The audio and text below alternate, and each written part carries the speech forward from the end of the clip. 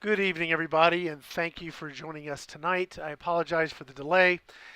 Between the network fun we have out here in the desert and Google all of a sudden, or YouTube all of a sudden, saying, we really need to know that you are you, had a little bit of a delay getting things going. So thank you for hanging out.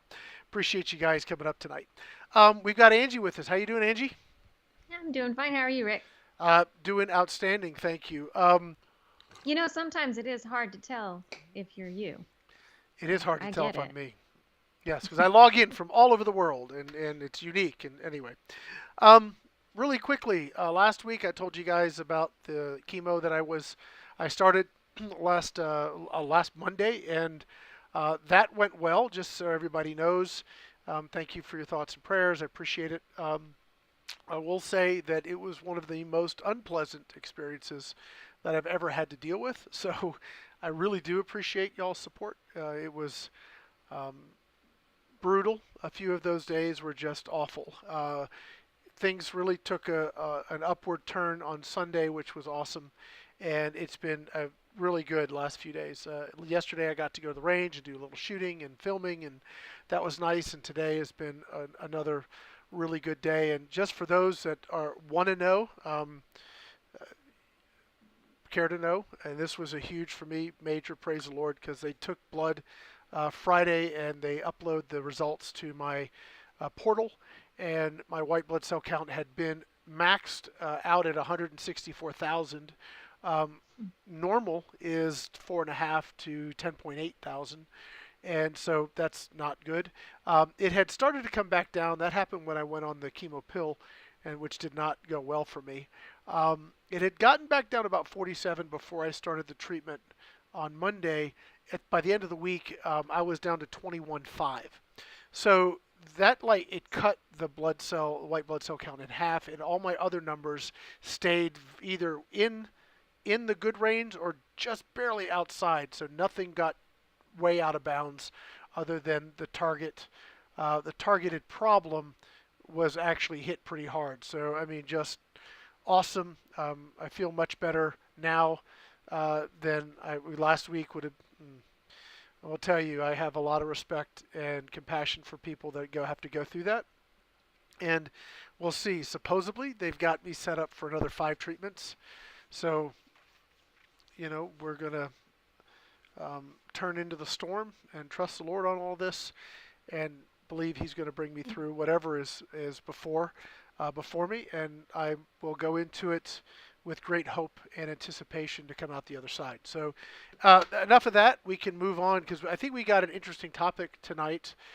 Before we get started, um, we've got a few housekeeping things.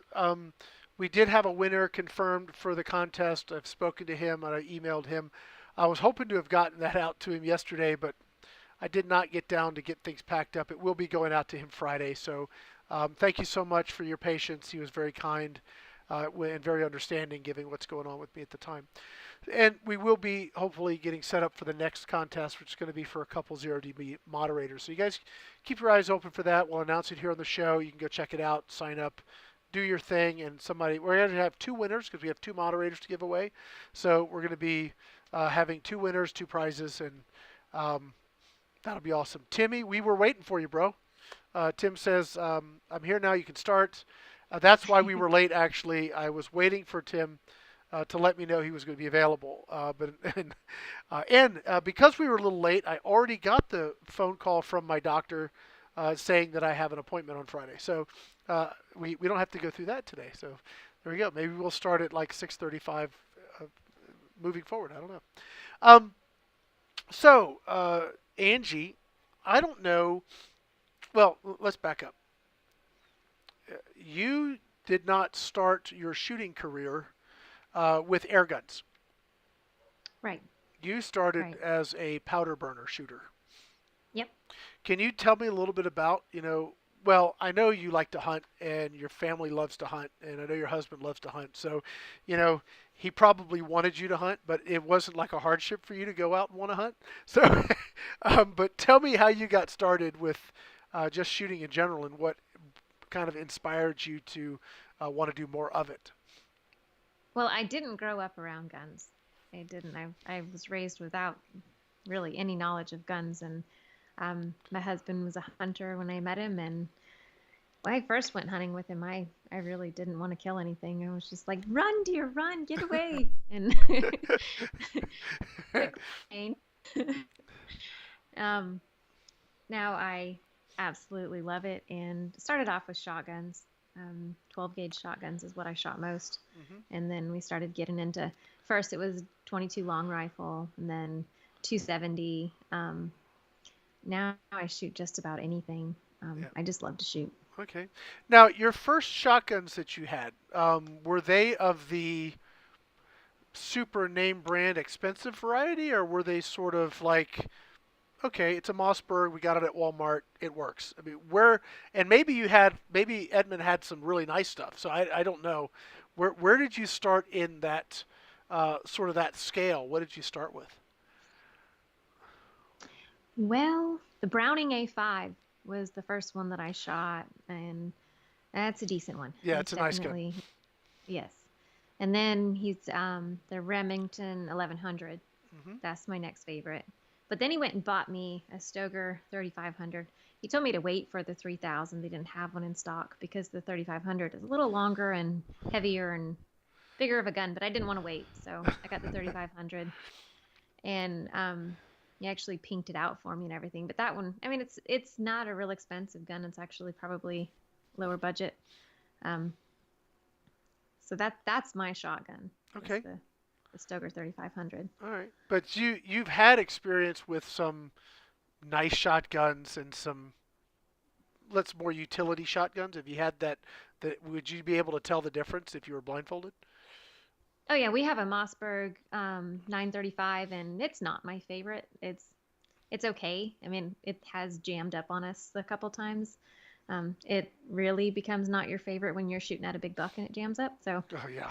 um, but yeah, I've had experience with different types of shotguns, and yeah, the more money you spend, generally the better product you get. Okay, and obviously I'm leading you in all these questions, right? I mean, the topic of Yep. today is really looking at the discussion of air guns are too expensive. I can buy a real gun for half that, and that is going to be the discussion today. But I wanted to kind of lay a little groundwork because. Um, so many people that I see make those comments, they're comparing like a high dollar air gun to an entry level firearm, right? Right. And you can do the same thing. Oh, why? Like I'm looking at a Browning A5 right here, and it's an expensive one. I'm at Gallery of Guns. I'm on a Browning A5, Sweet 16 shotgun. That's probably a pretty nice shotgun. I'm thinking Hmm. it's $2,000, right? Yeah. It's a $2,000 16 gauge. It's the specialty gun. I could probably look at a 12 gauge. I'm sure. If let me see if I can get back to. Sometimes they don't let you do it over. They don't. Let me see. Browning. I just want to um, kind of think of things from a shotgun caliber 12 gauge search. Okay, so I'm trying to find something that's an A5. Yeah, my son just bought the Wicked Here's Wing all last right, year. all right, all right. Here's a Wicked Wing 12 gauge, $2,300. He didn't pay that much, but But you it get wasn't far from it. you get my point though. I mean, Yep. the exact quote I got from this gentleman, and I'm it is a listen, it's a legitimate comment, but I think it's one that without understanding the dynamics. I think people really get misled, and I want to kind of talk about that tonight. But this gentleman said it's cool, but for $300 to $350, I can get a black powder 6 shooter for a third the price. The gun is, we're talking about the Evanex Viper, which is not a budget gun. It's $1,000. It's milled. It's milled aluminum. It's actually machined components that are then hand assembled and tested. So that's not. I would not call that a one. I wouldn't call it a budget price, and I wouldn't call it a budget manufacturing either. I think it's boutique. So when you get into boutique products, guess what? The price goes up, Yeah. right? There are so many variables in both firearms and air guns that it's like I was doing a little bit of research because you had told me Hmm. the topic ahead of time, and I'm like, oh my gosh! I mean, comparing apples to apples, you're really it can be overwhelming. Yeah, I mean, you come out just about the same. I mean, you have your collectors in both firearms and air right. guns. You have your, yeah, I mean, just, ah. Yeah, no, and really what it is there's, and I sent a text. Let me look at the text because I thought I said it pretty well.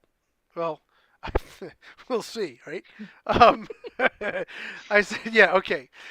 There's like three classes as I really see as you as a shooter, regardless. And I pulled up just some CO2 air guns, right? And I mean, heck, who here? I'll ask the guys on the group here on the chat. Who here hasn't owned a 2240? Right? Yep. 2240. It's $70. If all you want to do is go pew, click pew, because it's not a pew pew, you gotta cock and load in between. But if you just want to go pew and shoot a tin can, you don't even need to spend $300, much less $1,000. But if you want to go pew pew pew pew pew pew pew pew pew pew pew, You get a semi-auto air gun. you're gonna get a semi-auto if you want to shoot pellets. No, things start creeping.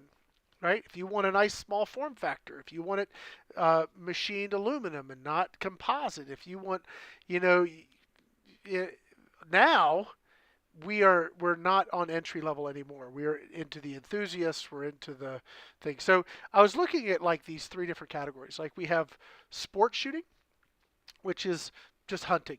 I mean, I'm going to call that hunting, sport shooting. Then we have utility, which is you have a great need for a utility air gun that kills armadillos, Hmm. right? That would be Yes. utility. If you're up north, groundhogs or woodchucks. If you are out where Joe, Predator JSB, there's your 15 cents, Joe. If you're out where Joe's at, then Keeps going up. yeah, it's 5 cents, 50. I don't know what his get is on that, but it doesn't matter. If you're out where he's at, utility could be I got to clear out these daggum prairie dogs, right?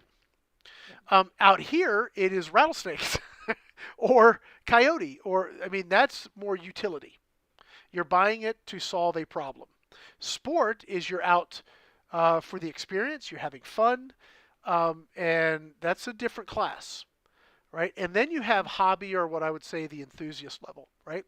So a lot of people start out as utility, and when for me, that's where I started. I started utility gun, and I don't even know if I could look up. We're going to talk about the Hot Sun Jet tonight too. It's actually that's a very interesting gun. I'm excited to talk about that. Let's see. It won't be up here. I'm just going to pull up something that's. YouTube says it's a good time to insert ads. We're just going to keep rolling. Um, anyway, gosh, I don't know. go I ahead. don't know Go how ahead. many people have contacted me and said, I just need a pellet gun because I have armadillos, or I need a pellet gun because I have squirrels, or just some kind of rats, or something like that. What's the best one? That's like, you're right. A lot of people's entry into air gunning. Yeah, and I was just going. Okay, here. This is okay. It's not a break barrel, but it's in the price range. That's the Seneca Dragonfly. It's $200. That's a darn good utility air gun, Oh yeah, worth and every penny. I love that gun. and it crosses over into sport too, because you can buy that if you want to hunt. That's and you don't want a PCP and you don't want a break barrel. You want the accuracy of a PCP without all the recoil and all the other stuff. That's actually a really good. That's a really good air gun. Put it Yeah. 22 squirrel killing machine all day. Great. Um, that kind of crosses the both. I was going to look at like a Crossman something. What's up, Hootie Hoo? Good to see you up here. Yeah, Crossman. Oh gosh, today I'm trying to find something and can't. Um, Magfire. No, we're gonna talk about that soon.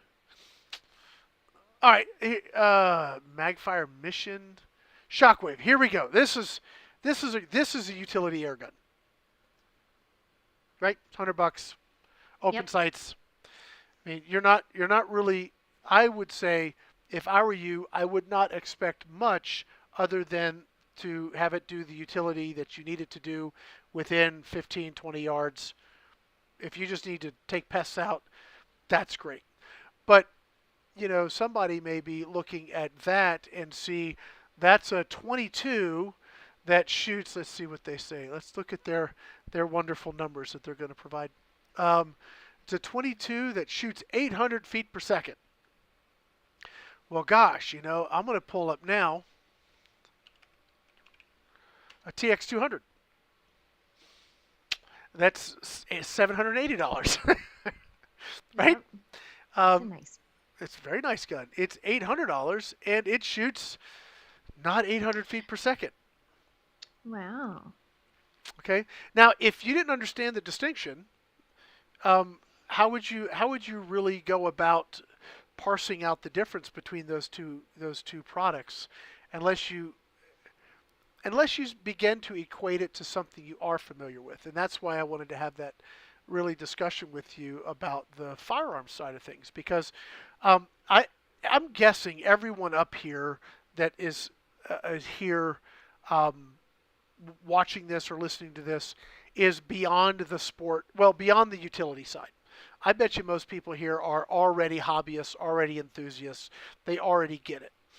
But there's a lot of people that come and watch videos that don't get it. And so I want to just talk to, if you have a hobby, who here, and maybe you guys can put some examples in the chat, who here has hobbies outside of air guns? Angie, do you have anything that's a hobby that you like other than loud stereos and jacked up trucks that are?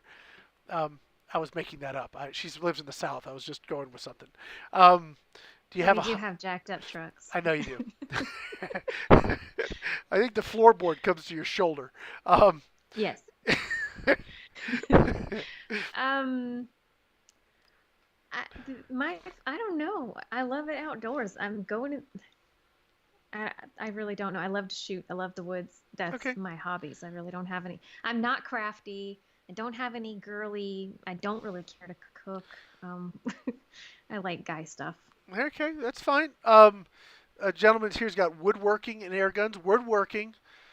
Okay. I know some of the equipment you need to do that well. Angie, I mean, I don't know if you would call it a hobby, but you spent a lot of time in construction, Yep. whether it's framing or I know you built some luxury dog houses. Is that what they would be called? I'm going way back in the archives here. Is that what you did? Yeah. Oh, they were custom dog houses. It was called my best friend's house. I have my own little business. All right. Yeah. And I bet you there was some equipment that you could go and buy a cheap circular saw, or you can get a worm drive saw that's got some balls to it that's not going to bog down. And right, there's differences in the grade Yep. of equipment, correct? Yep. Yep. Okay. And so if you just consider the differences in any hobby, I play guitar. Bob's saying geology and rocks and minerals, and he and I were talking before. There's one little tool that helps polish it. It's like $3,000, and then you have to buy the Oh, nice. polishing wheels. But any time you want to actually excel in some sort of hobby, you're going to spend money. Don't If you are thinking about air gunning is really inexpensive. Well, it can be, but once it transitions out of utility into either sport or hobby, get your wallet out. Yep. Get your wallet As out. is with anything. And that, again, that's the point. That is expressly the point. Because when you're looking at, I'm a musician. I have $100, well, it's maybe a $200 Telecaster, and I've got $1,100 Telecaster. And there is a distinct difference between the two. One's a Squire, one's a Fender. I have an inexpensive Fender Strat, and I have an expensive Fender Strat, and there's a noticeable difference. One may be 350, one may be 1200. There is a noticeable, distinct difference in how they sound and how they play. Um, and I would, much like when I started Airguns. Now, Angie, you didn't start like most people. So let me try and preface that, okay? Okay. I started with Airguns, buying them because I liked them. Then realized I was going to go broke unless I figured out how to make money with them, right? So you didn't really necessarily have that experience. You actually started with Airguns because you and I came to an agreement where I would love for somebody to start doing some additional content. Are you interested? I will help you get going, right? I mean, that's how you and I started working together. So Yep. that idea of having to spend money every week to buy a gun, really, you didn't start there. No, No. I didn't. And if that was the case, you probably would have never done it. So, yeah, I get it. But I remember when I started, and I would look at the guns at Walmart because they had the Crossmans there, and I was all about the optic. And now, why are you going to spend? It's got a really good scope. I'm not buying the scope. I'm buying the daggum gun. Anyway, these are the things that we do in the beginning that are duh. Um, but I'm looking at this thing, and I'm buying guns. I'm barely able to internally justify $120 because I could go buy a Ruger 1022 for what, 280? I could go to the same Walmart. I could just go down the aisle and buy a 270 for 289, Yep. right? Yep. So yes, but once, and for me, the utility wasn't killing things in the backyard. For me, the utility was just um, burning off some energy and getting outside. And so there was a utility side of it that very quickly transitioned to hobbyist very quickly. I've never been sort of the sporting side, but definitely the enthusiast hobbyist side. So I'm curious. I got a gentleman here saying engines. Yeah, that can get expensive. I know your husband was big time into go karts, Yep. and I bet you could buy a cheap go kart, but if you want to be competitive, get your wallet out.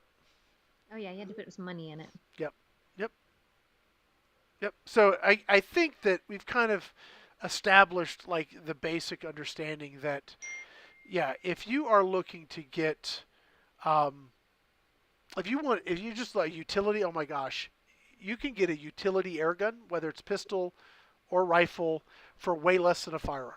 Actually, way less. Um, Yeah. but like everything, if you're going to go up in the sport or you're going to transition from utility over to a hobbyist enthusiast, you're gonna start looking at all the different things you can do with a little bit more money, and then it starts getting into what feature sets really uh, appeal to you. So um, with that, I'm gonna try and see if there's stuff going on in the chat that looks interesting. Just let me know, Angie.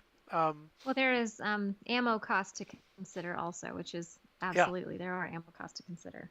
yeah, Firearm ammo is extremely expensive, like $40 for a box of 20 bullets. Um, that's probably middle grade, yeah. maybe even low to middle grade. Where I mean, pellets you get 10, $20, By several a hundred. 500. Yeah. What were you paying for? Because you did a review for Women's Outdoor News, and what's the name of the rifle you got? The Franke Momentum Elite. It's a Is 6.5 Creedmoor. okay. And was that I don't know where that is on the price scale. Was that like a middle of the road, low end, high end? Where did that sort of fall? It's probably low to middle. It's about 500. Okay. So, But how much it's, was it per pull of the trigger um, well, they're probably going about $40. for 20? About $40 for yeah, for 20 rounds. So, It's yeah, pricey. it is. It Yeah. is. Yeah. So, I mean, the ammo was sent to me for the review, so I Sure. didn't have to pay for that, but Yeah, fortunately, but yeah, I right? definitely looked it up. Yeah. Um, my Uh, husband actually bought an AR-10 mhm. 6.5 Creedmoor platform because I have so much ammo. So he's like, I might as well get one too. I like his thinking. Yeah, got Yeah, enough ammo for it. yeah, excellent. But that actually, the there are places where even though the entry, like if let me pull up the picture. Let me see if I can get this up on the screen here. I had it. I know I did. Here it is. Well, I guess I can just go with this. All right, so this is the Daystate Revere Plinkers package that I just reviewed. If you guys saw that, thank you for watching. Angie's already done work with this specific gun, and it's a great product. I think it's certainly not high end. I mean, 2-3 years ago, this would have been, I think, considered high end. But with everything coming out now, pushing the $2,000 to $3,000 price point, a high end Especially has. the Epic. Oh yeah, I mean things have the um,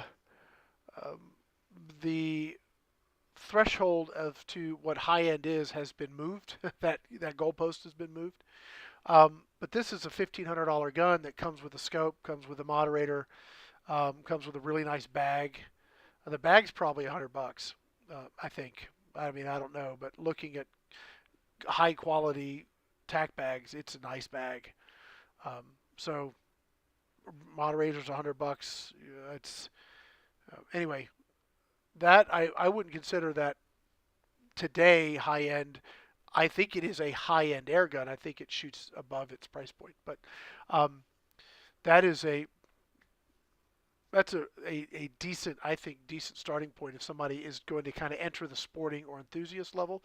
I wouldn't start there if I was just coming into utility. I would look at like an Avenger or something like that, Marauder, Avenger, Dar, any of those sort of $500 guns would be where I'd put somebody, or I suggest they Yeah. start.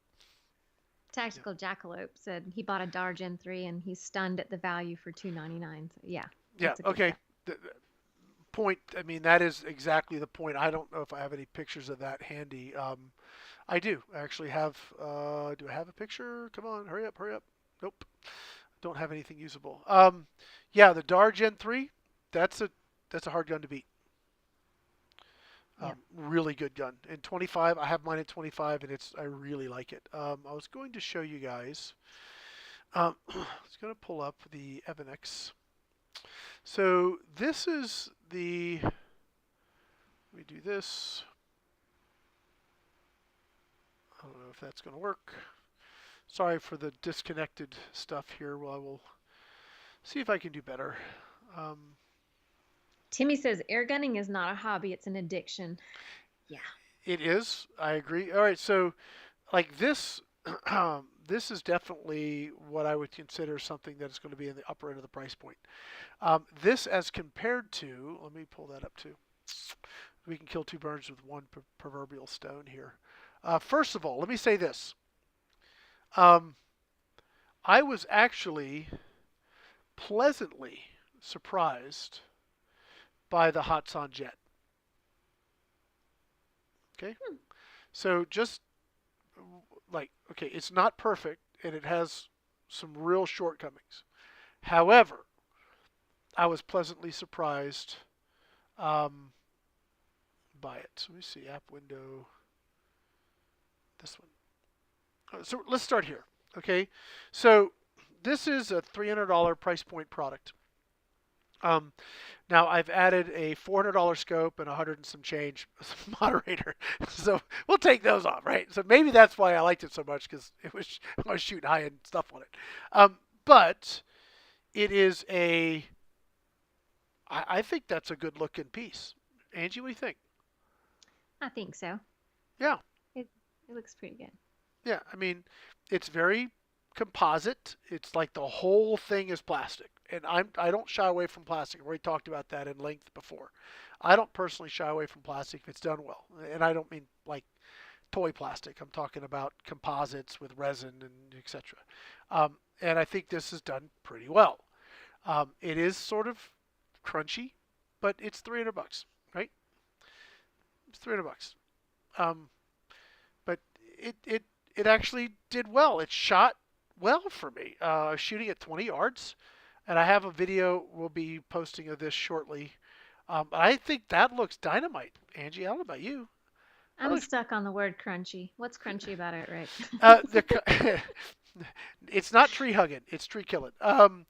The bolt cocking bolt is not smooth. I Okay, gotcha. so it's okay. So anybody here ever own a KelTec? I I've haven't got. owned one, but I've shot one. They're crunchy. Anybody here shot a Kimber or like an honest to goodness real 1911 or a like I have a pair of Ordnance 45. Those are like really nice guns with really good triggers and really good actions, and there's not a crunch to them. There's a big contrast in price, obviously. This has got some crunch to it, and it's got crunch because it's just the price point of the product. Now, I'd say that like full stop, but I will be comparing this to the Notos. And if you want a carbine, not a pistol, not a small form factor pistol, but you want a carbine, a microcarbine, the Notos beats this like a drum. I mean, like a drum. It's cheaper, it's regulated, it's better in like every capacity. So, Quality. yeah, we will get to that later, but I see some virtues here in the Jet 2 anyway. I was going to get to my target there. All right, so that's 20 yards, and that is 4 mags. So 4 mags with a shot. She love the shot curve, Angie. 120 feet per second across 4 mags is but it held that pattern at 20 yards. Um, so I, Not bad. no, if I was, if I started with that, I got some rabbits to take out in the backyard, I would be very pleased. As I got more into the sport, I would want to then maybe look at, yeah, maybe I want to look over at the, well, let me switch apps before I do such things. Doughhead. This one.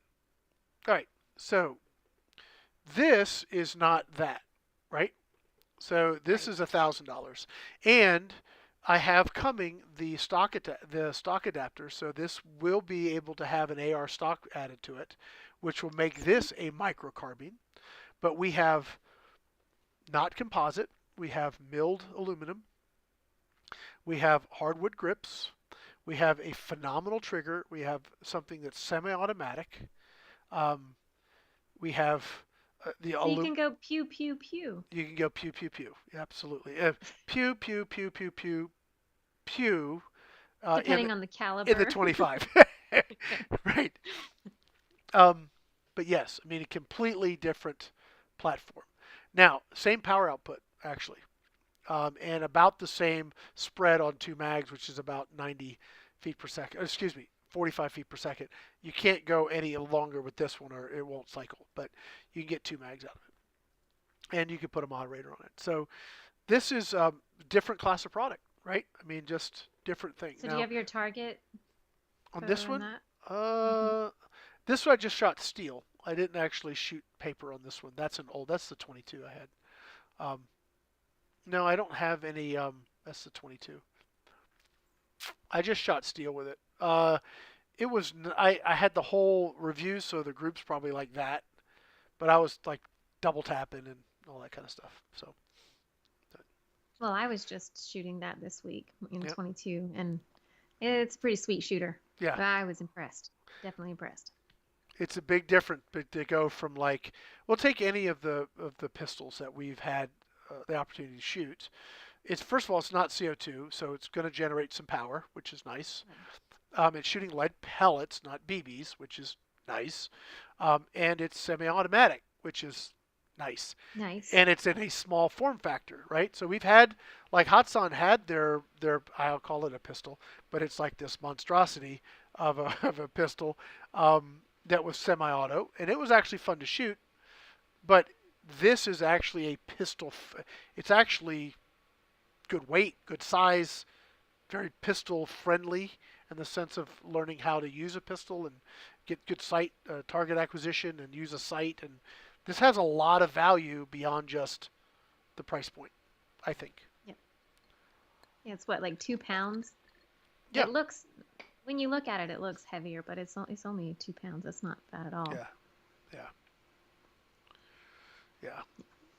So, Tactical Jackalope. I don't know if I'll be out there. I've got a lot going on, and we'll have to see how timing works out. But we'll see.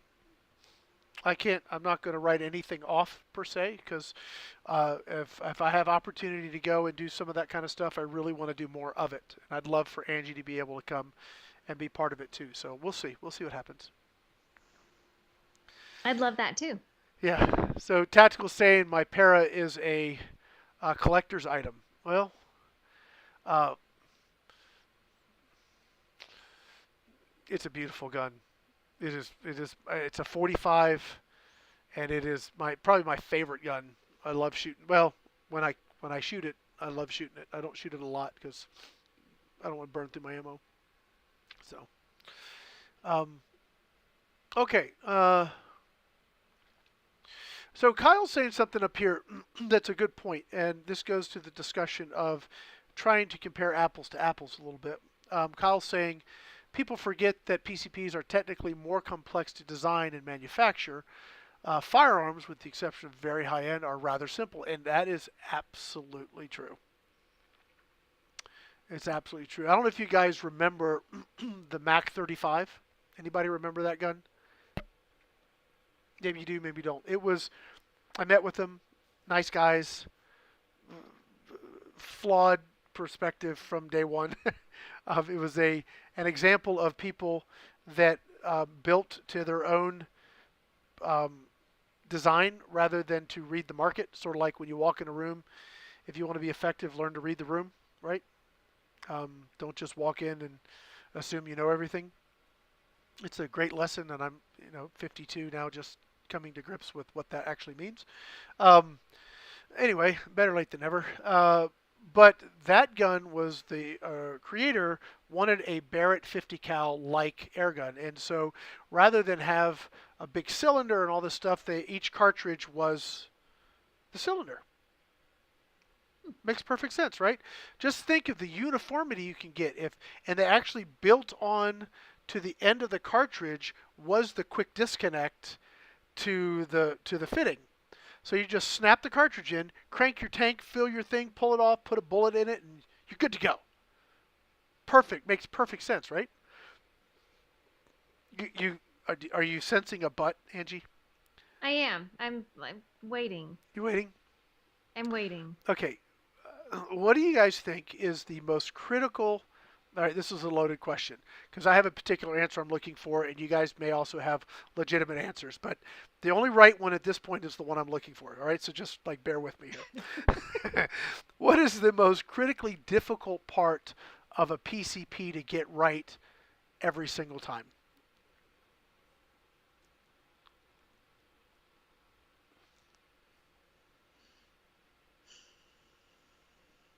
Are you waiting for someone to answer you? I thought maybe you had an answer. Um, the fill port. I don't know. Now, fill I don't port's know. easy. It's the Okay, I valve. don't We'll know. just say it's the valve. Okay. Okay, the valve, the way it seats, the way the valve stem works, the way it's going to release the air, the volume, all of that stuff has to be perfect so that you get consistency shot to shot to shot, right? So if I Hmm. build a gun regulator, it's a good point. This was, in this sense, each cartridge was going to be regulated because it had its own charge. But bear with me here. The regulator is a very complicated, tough to get right thing. Um, and it wears out, and you got to chase it, and et cetera, et cetera. Anyway, it's really that valve. We'll do this valve regulator one thing. That package, the part that delivers the air to push the pellet, that part is the hard part to get right consistently. Now, if I have a gun, how many of those? Yeah, Tactical Jackalope got it. How many of those assemblies do I need for each gun? If you had what? Sorry, I was reading. if I have take this Evanex that we have on the screen here. How many valves are in that gun? One? Yeah, hey, she got it. Yeah, it's one valve, right? It's one valve. All right. So imagine if every pellet had to have its own valve. and you had Oh my to gosh. manufacture each little pellet to have its own perfect little valve. Do you see the flaw in the design? Just a little. So how do you then? So here's what happened. All right, so the cartridges on the Mac 35 leaked. They were also you had to fill them to 5 or 6,000 psi to get any power out of them because the volume was so small. Yeah, so this is well, I have helium. I'll just use or I have hydrogen. I'll just use hydrogen or not hydrogen. What did they use? Did they use helium? Nitrogen, Helium. excuse me. They had a 5,000 psi nitrogen tank on the back of his truck. Just that's he just had that. So we'll just build it to run nitrogen. Well, not everybody has that. You're building a gun that only you can use, and then wonder why it doesn't sell. Anyway, the, You're having too much fun, I Rick. was. I mean, well, you can. It's hindsight, right? So in the moment, I was like 100,000% on board with these guys because I thought it was stinking awesome. All right, until I started looking at the math of it all and realized, oh, yeah, that's not gonna work. I wonder if I could. I probably have a picture of it. Hold on. I know I do. So while you're looking for that, I'll read. Oh, here it is. Uh, No, go ahead. Go ahead. Jarrett Davies says, I have several FX air guns, but I shoot my JTS Aracuda Standard 25 cal the most. It's quiet, simple, and the wood stock is very nice. Well, Yep, JTS, they're very nice air guns. yep. All right. So Hello, this is Rick. oh, we don't need to hello this. Go. Oh my God, am I fat there? Okay. It's humble pie time. You ready? Yep. It's ready. It's humble pie time. Hello, this is Rick, user with AirgunWeb. Super fat Rick. That's 300. That's Rick 300. That's Yeah, I kind of like that name, Rick 300. Rick 300. Yeah, that's the Mac 35. And if you go watch this video, you can see I was very enthusiastic about it, and it did really well. As long as everything lined up just so, it was a fun gun. But it was one of those When things. was that? 7 years ago.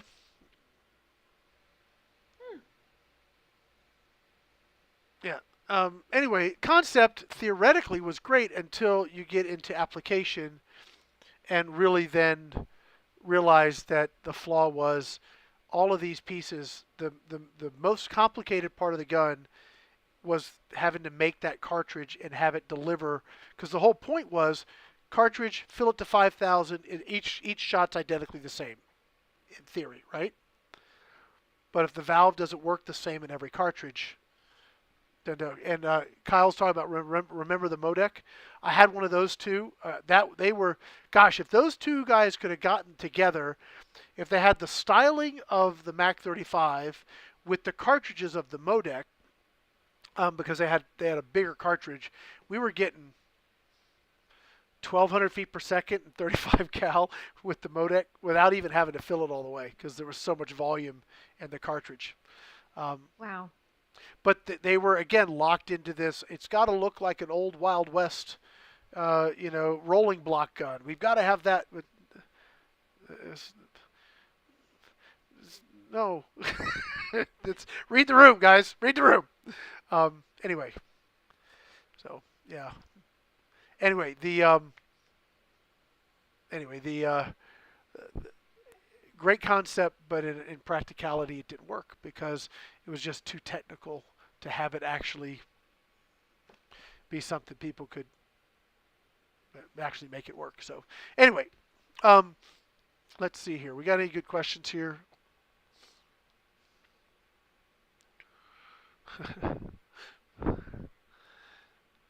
Kyle, yeah, the modec was interesting, or modoc, whatever you want to call it, was very interesting. Um, Maybe somebody will bring that sort of concept back if they can figure out the manufacturing and make it affordable. Because the other thing is when you're having to put that much time and energy and engineering and manufacturing into a cartridge, the cartridges weren't $5 each. They were very expensive, so made it tough.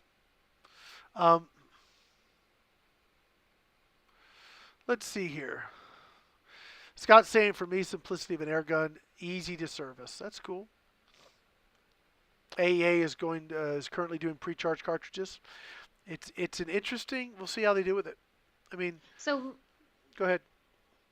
what air guns would you say are the easiest to service? I know Evanix is pretty simple. Some of them are, yeah. A lot of them are just take all the groceries off of it, and then it's easy to get to. Well, I think well, not any of them. The the the the Marauder or Crossman guns that are like the Discovery, the Marauder, any of those, the 2240s, any of those are very, very simple to work on. I think the new JTS guns are very nice to work on. So are the DARs. If you take them apart, you'll go, don't get your parts mixed up, because they're really, really close. Anyway, I think those are all nice to work on. There's only been a couple guns that have left me where I just had to send all the bag of parts out because I couldn't fix them. One was a Sumatra. For whatever reason, that gun had my number. And the Air Arms Galahad, which is technically just not something I want to mess up, so it's going back to Pyramid Air to get repaired. So, yeah. Gotcha. Now you've done a little bit of the rebuilding and fixing. What have you found to be easy to work on? Excuse me. Well, I haven't really done a whole lot. The Evanix, I had a sear problem with it, and that was pretty simple to fix. And then the Bara, the trigger, I haven't really done a whole lot other than that. So, I'm not an expert. Yeah, that's all right. But you found it I at just least. shoot them. You just shoot them. Shoot them till they break, right? Yep. Spoiler alert. Hey. You guys watched the video coming out Saturday. Yes. It's very G-Man, short. G-Man, I don't know about that. So they are extremely similar. I can tell you that much, but I've not been able to have on the record confirmation of anything specific that way. So anyway, yeah. Well, guys, I think we may have run this out. I don't know if we need to push it. No, Benjamin Spencer has a good question. Okay, what is it? I think. I would like to ask a question. Is anyone else tired of the tactical type gun flood we are being inundated with? Please let someone manufacture a traditional, reliable, user-friendly gun. Well, here's the question then, because I think we already have several traditional, reliable, user-friendly guns on the market. Like a bunch of them. The DAR is one. I mean, easy. Affordable, regulated, nice gun. Really nice gun. The JTS guns, right in there, right? If you want to go even more affordable, heck, the Beeman Commander. It's $200. Yep. So I guess, Ben, really what more are you looking for? Because I get the tactical side of it. I've been pulled a little bit to the dark side, pardon the pun. Black guns, get it? Anyway, yeah, I've been pulled that way. I have so many of them now. I actually have begun to enjoy shooting them, and I actually want to do like maybe a video of all of the tac guns that I've acquired over the last year, or maybe 2 years, starting back with the Catron, which is probably my first sort of, okay, I'm starting to see why I might like this gun. And then he got a new valve system, carbon valve system, and I did. he's like, I got a new carbon valve right here. Anymore, so. Yeah. Yep. Yeah. Okay, so Ben's talking about high quality, accurate. We've got, gosh, there's so many out there. If we were to just look, let me switch screens here. Take Fat Rick off. There's Fat Rick. Bye, Fat Rick. They keep giving me steroids for those treatments. I'm going to turn into Fat Rick again. I don't really want that. Please, no. No. It's already bad. Okay, so I'm just going to Airguns of Arizona. And we've got wood. These are pistols. I don't want pistols. I want rifles. Pick the right option. Okay, there's wood. Is that synthetic? Probably synthetic. Mixed. That's the alpha that's got laminate and synthetic. Um, laminate, or walnut. Marauder 700. I think there are a lot of traditional guns out there. Now you're not seeing a lot of them maybe represented, because I think the point that you're making is it's not really shoved down your throat, maybe yours specifically, but again, reading the room, i.e., the U.S. market, that's what they're looking at. Why did Air Arms make the Air Arms Tactical? They didn't change anything on the gun. The S510 is still the S510, the S510, but they just dropped it in a chassis and said, "Here's a tactical." And yeah, it's done really, really well for them because that's what the majority of people are looking for. It may not be my preference or your preference, but there is still quite a bit out there, that is traditional wood stock, wood metal. There's still a lot of that. It's getting more expensive, but then again, I can't even say that because we have options all the way down to like the Beeman Commander at $200 or some change, um, all the way up to $3,000, depending on what you want to spend. I mean, look at the Avenge X that's coming out. That is coming in so many different styles. Yep. I mean, there's the tactical style to a classic rifle style. So, Yep. I mean, they're kind of catering to everybody. But yeah, and like you said, they're reading the room. Whatever consumers want, that's what they want to make, so they can make the money. Yeah, and they're not actually concerned about. Well, I don't know the people making the decisions personally. I do know the person that runs the company, and they know how to read the room. They really know how to read the room. That's why they are as successful as they are. I was trying to see, and they didn't have anything on the Avenge X yet. But I will be getting one, by the way, and we'll be going through a whole series of how to change it, mod it, and all that kind of fun stuff. So that'll be fun. Was just trying to see I'll if they had some. actually, I'll actually be writing an article for Women's Outdoor News with the Avenge X. Cool. Yeah. Yeah. Cool. Let's see. Let's see. I have a just like scout guns or um,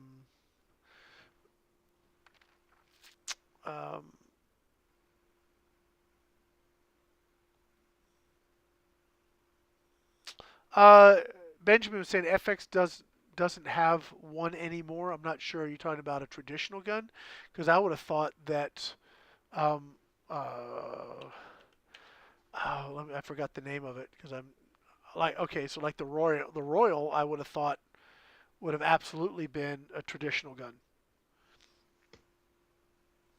I mean, that to me seems very traditional. So I don't know. I think that it's. I don't know. We'll see. We'll see what the market brings us over the next 6-8 months, and yeah, Maybe go the from there. bottle takes the traditional out of it. I Maybe it'd be could be. more traditional with a cylinder. I don't know. To me, traditional is more wood stock and rifle, not um, bullpup or composite or tactical or rail or chassis or all that other stuff.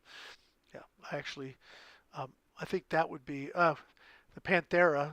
That's going to be one I'm hoping to get at some point. That is very minimalistic looking thing, isn't it? Yep. Anyway, yeah, yeah. Here, I mean there's one right there. There's the Royal with the special order, but you That's can pretty. get them. Or the Raw. The Raw. Have you seen the Raws? That's a gun I want to get too. Um, yeah, that is really pretty. Yep.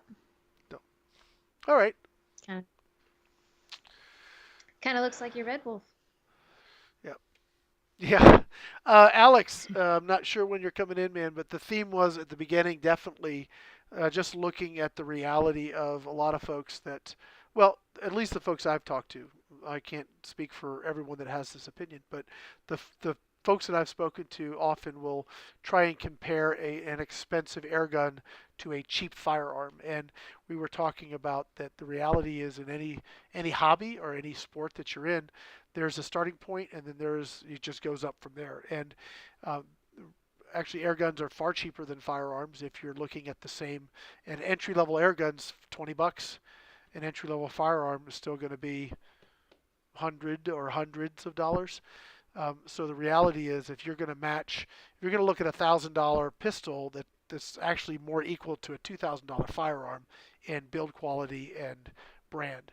So the reality is that it's a misunderstanding in general of how people see things, because you start off in the sport. We talked about utility, where you may buy an air gun for utility, and then it may transition to either sport, which is I want to go hunt. I think this is great. I'm going to use air guns for hunting, or hobbyist enthusiast, which is maybe you're going to do a competition or bench rest, or just get really serious about the various technologies and whatnot. So it yeah, Or just collect a whole bunch of them. or collect a whole bunch of them. Right. It's an interesting way to look at it, and I get why people look at $1,000 air pistol that doesn't shoot at the power of a firearm and go, I could buy a firearm. Well, you can, and I encourage you to, if that's what flips your skirt, man, do it. I'm not trying to justify firearms versus air guns. I think they both are awesome, and get both. But do realize that there's actually legitimate reason that they make good sense for a lot of people, and that's cool, and that's all right. So Pros and cons for both of them. yeah, absolutely. All right, guys. All right, so I think we're going to go ahead and wrap it up tonight. I want to say thank you for everybody kind of hanging out. We had a good traffic tonight, so thank you guys. Hopefully, I kind of got off the rails on a couple things, which is want to do at times. Angie's job is to prevent that, but she failed tonight. I guess I thought I did a pretty good job. She's still learning. That's my opinion, anyways. Well, there you go. And on that final note, we're going to go ahead and call it a night, guys. Thank you so much for hanging out with us. Please check out our sponsors. You can go to www.airgunweb.com to see all of AirgunWeb sponsors, and we're going to have a new website for gatewaytoairguns.com. We're going to have some really cool stuff happening there that's coming up shortly. Maybe hopefully next week we can get that to go live. We're very close to having that launch, and I think that's going to be a great place for people just to go and see a lot of the content Angie's been putting out in one nice little concise area. I think it's going to be very, very cool, and hopefully good for our sponsors there too. But you can connect directly with sponsors from that website. So guys, that's going to be it for now. Angie, any final words? Yep, Backroads Airgunning said, good job, Angie. Yes. Thank y'all. Good night. See you guys. Have a great rest of your week. See ya.